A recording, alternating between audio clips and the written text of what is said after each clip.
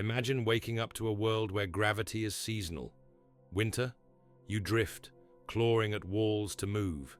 Summer, gravity returns, too strong, twisting steel, accelerating rust, turning rain into glass shards. That's our reality since 2080. The rebellion calls it quantum collapse. The faction blames aliens. Whatever it is, one thing's certain. Physics has betrayed us, and survival means rewriting the rules. The first sign was subtle. A pen hovering half an inch above a desk in some office in Neo-Los Angeles. The worker reached for it, fingers closing on empty air. That moment repeated across the planet in late 2080, each floating object punctuated by confusion, then fear. Gravity hadn't disappeared yet, just weakened, as if nature itself was hesitating. Within days, the sporadic weightlessness turned systematic. Every winter night, the pull faded further. People woke with bruises from drifting into ceilings. Cars floated off roads during black ice warnings that no longer applied. The virial theorem, the cosmic balance binding stars and planets, was failing on Earth alone, creating a paradox physicists called localized universal decay. Cities weren't built for this. Skyline tensions snapped first in Neo-LA, support cables recoiling like whiplashes, shearing through habitation rings. The sound of twisting metal became the anthem of December. Authorities splintered into factions. Climate scientists blamed quantum fluctuations in melting permafrost. Corporate labs whispered about extraterrestrial tampering. Neither camp noticed the biological changes yet, the crystalline lattices forming under human skin. My own appeared after 3 weeks, translucent ridges along my forearms, hardening when gravity dipped. At first, doctors called it adaptive ossification. Then footage surfaced of faction soldiers clad in similar structures, deliberately grown, weaponized. By then, the rebellion had already begun broadcasting from abandoned subway tunnels. Our message was simple. Physics had revoked the rules, so we would rewrite them. That first winter, we thought the drifting was the crisis. We didn't realize it was merely the world's way of clearing the stage. The true unraveling began when gravity didn't return with spring. It vanished completely by February, leaving continents clutching their tectonic plates through sheer inertia. Survivors either grew crystals or learned to navigate zero-G slums floating in the exosphere. The rebellion claimed the space between, carving shelters from the wreckage of skyscrapers that had once scraped the sky, back when up and down still meant something. But winter was just the beginning. The first crystal formations appeared as translucent patches on the skin, itchy, then numb. Within weeks, they thickened into interlocking plates, mimicking diamond's molecular structure at a cellular level. Doctors initially diagnosed it as gravity starvation ossification. They missed the key detail. These weren't growths, they were adaptations. Your body learned to reinforce bones with structures resembling neutron star crust, tightly packed atoms resisting collapse when gravity flickered. The faction called them angel scales. We called them shackles. Elite cadres accelerated the growth with pulsed electromagnetic fields, crafting exoskeletons that let them leap between floating city fragments. Rebels like me hacked them crudely, fusing salvaged nano-welders to joints, turning defensive armor into grappling hooks. The trade-off? Summer. When gravity surged back annually, those same plates became liabilities. I watched a child in Detroit's lower tiers shatter during a July spike, her crystalline forearm exploding into ceramic shrapnel. That's when scavengers realized exoskeleton fragments had a new use: power. The fragments retained residual zero-G energy, storing it like quantum batteries. You'd trade a palm-sized shard for an hour of anti-gravity suit charge on the black markets. The faction monopolized harvesting, grafting plates onto their drones. They never admitted these alien alloys were just crystallized human sweat and keratin, repurposed. Electron degeneracy usually holds white dwarfs together. In our spines, it kept us from liquefying during gravity lapses. Peel off a plate without saline anesthesia, though, and you'd tear ligaments fused to the lattice. By 2083, they'd become caste markers. Glossy, uniform exoskeletons for faction elites. Jagged, reinforced patches for rebels. The poorest ground scavengers wore exposed raw growths, risking sepsis when summer rains sliced through untempered crystal. Chemical suppressants could stall the growth, but that meant gambling you'd never float away mid-sleep. Most chose the armor, even when it meant hearing your own ribs creak like tightening suspension cables every December. The ultimate irony? Those plates made us more machine than human just to survive. You'd wake to the sound of your own body pinging temperature shifts, crystalline pores hissing as they adjusted to pressure changes. The faction's lie about alien origins collapsed when rebels cracked open a research vault in Oslo. The extraterrestrial tech was just repackaged biotech patents from 2076. Humanity's last armor grew from its own betrayal, and then the cities started to fly. By 2085, cities no longer stood on the ground, they hung from it. When gravity fully abandoned us, entire urban cores ripped free of their foundations, held aloft only by steel tendons stretched taut between buildings. Engineers called it the gene's mass threshold, the point where a structure's own density couldn't resist the pull of what little gravity remained. The Tokyo float island learned this the hard way in '86, when its central spires exceeded critical mass. It collapsed inward silently, 10,000 voices disappearing into the atmosphere without even a scream to mark their passing. The surviving float islands became vertical kingdoms. Faction elites clustered in pressurized penthouses, their anti-gravity suits glowing faintly as they patrolled suspended walkways. Ground scavengers rose through the tiers on jury-rigged elevators, trading salvage from the surface for clean water credits. Rebel snipers found perches in twisted girders, picking off faction patrols mid-swing. You'd hear the shots echo strangely. Sound doesn't carry right in low G. Then watch bodies drift downward for hours, never quite landing. Power came from stolen sources. Hydro cables dangling into empty reservoir beds. Solar arrays bolted to the sides of derelicts. The faction controlled most through a network of automated drones that hummed along the suspension lines. Cut one cable, and half a district might list dangerously for weeks before emergency tractors stabilized it. Whole factions formed around cable maintenance. The groaners, who listened for stressed metal, became our early warning system. What no one anticipated was the drifting. With no ground friction, float islands developed slow, constant momentum. Neo-LA migrated 7 miles west before the faction anchored it to Mount Wilson's wrecked observatory. London's fragments scattered across the North Sea until rebels lassoed them together with salvaged cargo ship chains. The planet's rotation became something you could measure by checking your city's new longitude each month.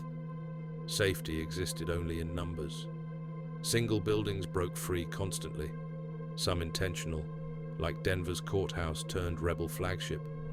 Others accidental, like the Mumbai slum tower that tore loose during monsoon season, spraying crystalline refugees across the stratosphere. We learned to watch the cables. Too much tension meant struts were failing.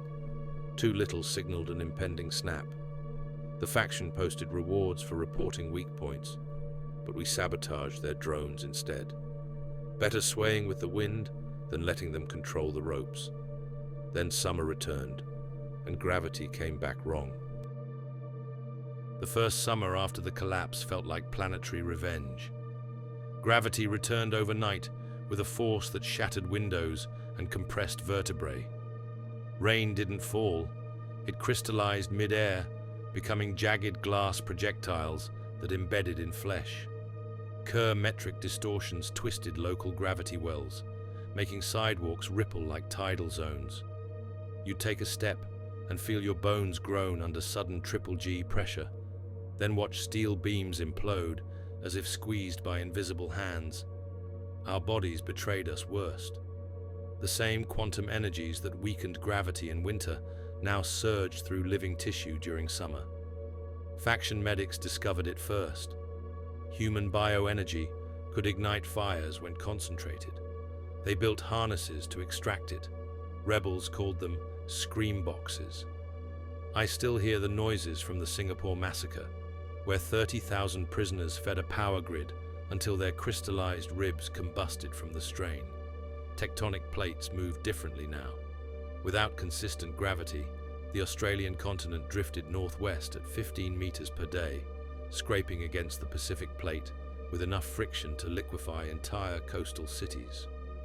The rebellion lost whole battalions to sudden crevasses when the ground split faster than they could run.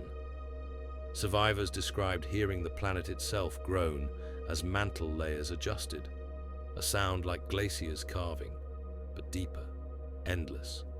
Survival meant mastering paradoxes. In summer mornings, you'd crawl using forearm grips bolted to crystalline exoskeletons, praying no gravity spike pulverized your knees. By afternoon, localized wells might lift entire buildings skyward again, only to smash them down when the distortion passed. Faction engineers weaponized these fluctuations, tuning anti-gravity suits to resonate with specific frequencies, turning wearers into human wrecking balls during raids. The molten skies weren't atmospheric. They were optical illusions caused by refracted light through countless glass shards suspended in superheated air. At noon, the world looked liquefied. By dusk, shadows stretched like taffy across warped horizons. Physics textbooks called it asymptotic gravitational lensing. We called it Hell's kaleidoscope. Rebel scientists eventually decoded the pattern.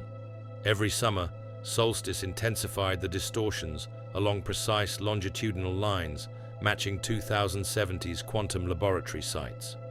Someone had mapped the apocalypse before it happened. The faction's alien invasion narrative collapsed when we found those coordinates stamped on declassified corporate memos about energy harvesting trials. They said aliens did this. They lied. The faction's citadel gleamed like a mirage above the ruins, floating perfectly still while the world convulsed below. Its anti-gravity suits weren't technology, they were disguises. We learned that the hard way in '89 when a rebel hacker sliced through their encrypted broadcasts and found quantum signatures matching 2074 Horizon Dynamics lab tests. The drones patrolling their towers didn't hum with alien energy. They whirred with refurbished industrial servos. Their so-called extraterrestrial cores were just breached neutronium containers, man-made violations of the Tolman-Oppenheimer-Volkoff limit. We pulled schematics from a dead engineer's neural implant. They'd been stabilizing degenerate matter reactors since before the first gravity flicker. The alien language on their screens, patent approval codes from the Eurasian Tech Consortium. The greatest lie wasn't their control over the collapse. It was convincing us we couldn't understand it. I watched interrogation footage from their detainment wings, prisoners strapped to chairs while officers whispered about harvesting thresholds and plank density yields. One recording showed a scientist adjusting a device's settings before the subject's crystalline exoskeleton suddenly contracted, crushing their ribs. The display read, "Property of Horizon Dynamics, Gravitic Modulation Array V9.3. Their citadel's stability was the giveaway. While our float islands swayed on trembling cables, their towers anchored to nothing and never drifted. The reason became clear when we infiltrated a maintenance hub. They weren't defying gravity, they were stealing it from us. Underground conduits siphoned residual quantum energy from the crust beneath rebel territories, creating localized stability zones. Every time one of our outposts collapsed into freefall, their lights burned brighter. The final proof came from a dying faction defector in Jakarta. His suit's diagnostic screen flickered with warnings as he gasped out coordinates. We followed them to a submerged lab where prototype modulators from 2078 still hummed behind blast doors.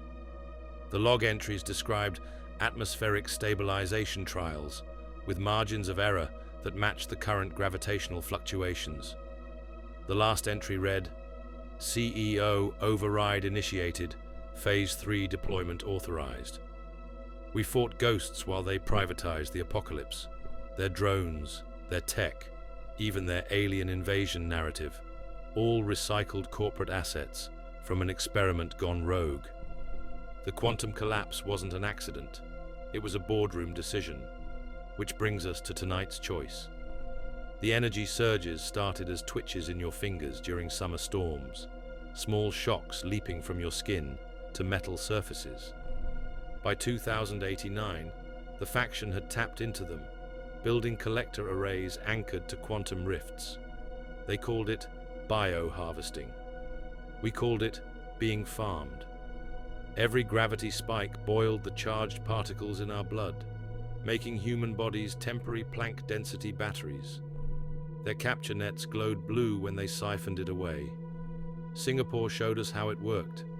30,000 prisoners packed into a refinery complex, chained to pulse converters. When the solstice gravity wave hit, the energy discharge vaporized them instantly, but not before the factions siphoned enough power to stabilize their citadel for 6 months. Quantum thermodynamics says, energy can't be destroyed, just transformed. The faction proved humans make excellent transformers. Rebels adapted brutally. Suicide bombers crammed with rift stabilizers became our ordnance. One fighter in Mumbai detonated near a faction harvesting tower, her crystalline exoskeleton overloading their grid with reverse polarity energy. The blast pattern matched controlled fusion experiments from pre-collapse labs, another relic weaponized. The real horror wasn't the dying, it was the surviving. Victims of partial harvesting described feeling their nervous systems flicker on and off like faulty wiring. One scout returned from a raid missing 3 fingers. The faction's nets had taken them cleanly, leaving cauterized stumps that sparked whenever gravity fluctuated. Medical scans showed his bone marrow glowing faintly with residual charge. We eventually cracked their collection algorithm. The faction targeted people with advanced crystalline growths. The very armor that kept us alive in winter made us ideal conductors. Our defiance became a double-edged sword. Reinforce your exoskeleton to resist their drones, and you became a brighter energy beacon. Leave it weak, and winter's 0G would pulp your organs. Latest intel suggests they're scaling up. Excavators are boring into the mantle near dead volcanic zones where gravity distortions run wild. Blueprints show ambient harvesting silos designed to drain entire regions during seasonal spikes. The math is simple. One fully operational facility could power their citadel indefinitely at roughly 12,000 human discharges per cycle. Now you know why the rebellion's last stand happens tonight. The Rift base hums at the edge of perception, a hollowed-out research facility bolted to the underside of Neo-Chicago's last surviving float island. Gravity here is wrong in a useful way. The quantum distortion creates a stable 0.98 G zone where we can still walk normally. My cracked exoskeleton reflects holographic battle plans in jagged fragments across the ceiling. The light bends strangely near the rift's event horizon, suggesting Schwarzschild radius anomalies no human tech should generate. Faction scouts circle outside, or what's left of them. 3 days ago, we captured one after his anti-gravity suit malfunctioned. Broken faceplate, crystallized blood on his lips. His last words reshaped everything. We never contacted aliens. We made them. The security feed in his helmet showed truth in fragments. Lab technicians priming quantum cores. Executives signing off on phase transitions. The shadows dancing beyond our perimeter aren't extraterrestrial. their corporate cleanup crews, scrubbing evidence from a controlled demolition of physics itself. Survivors cluster around makeshift generators powered by stolen faction tech.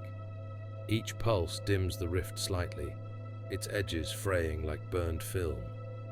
Geological scans show why this place still stands, direct line to Earth's core, where residual quantum energy anchors reality enough to resist total collapse.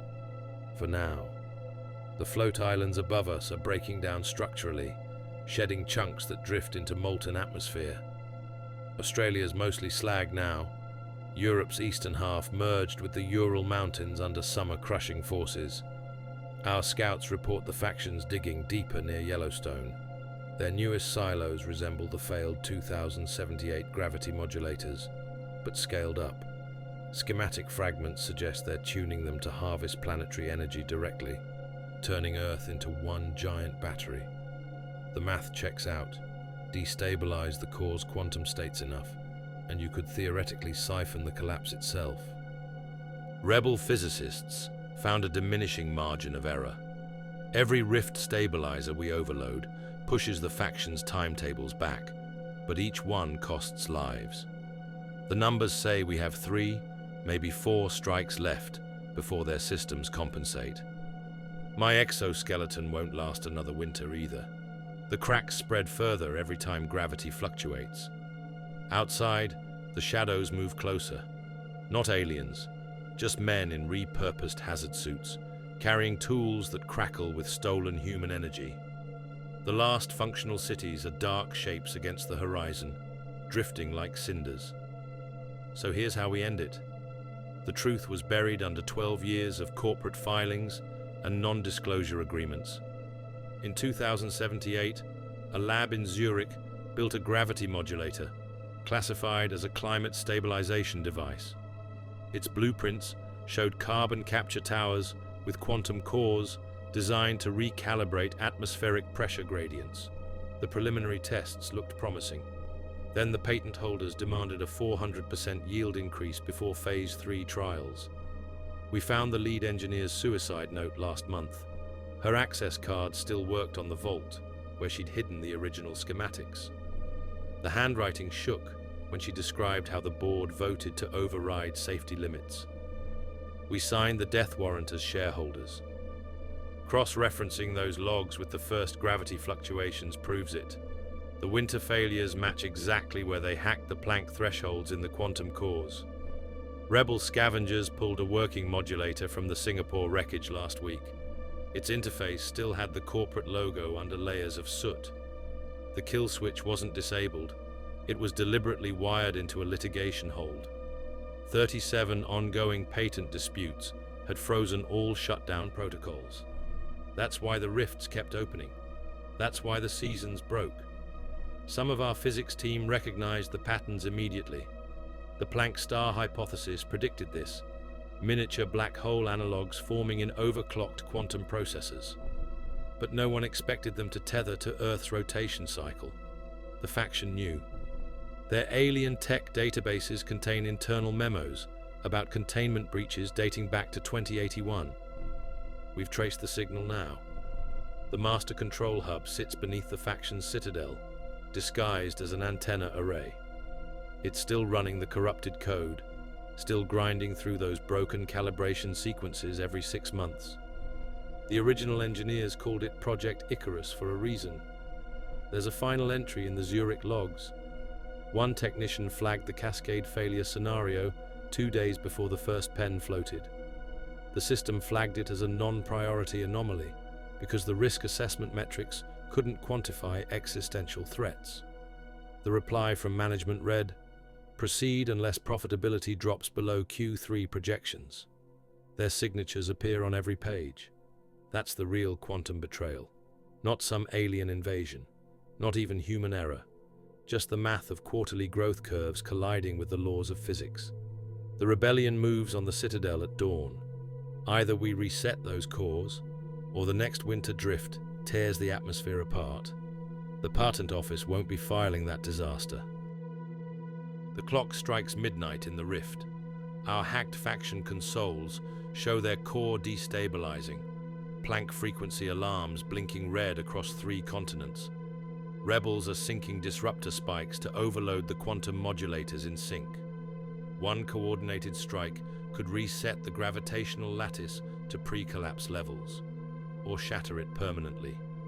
Your role matters. Tune any device to rift frequency 227.1 Hz. Old emergency bands still penetrate the distortion fields. Every signal boosts our disruption wave by 0.3%. Physics favors coordinated action. The math says 50,000 simultaneous pulses could crack their systems wide open. Winter's coming. This time we rewrite the rules.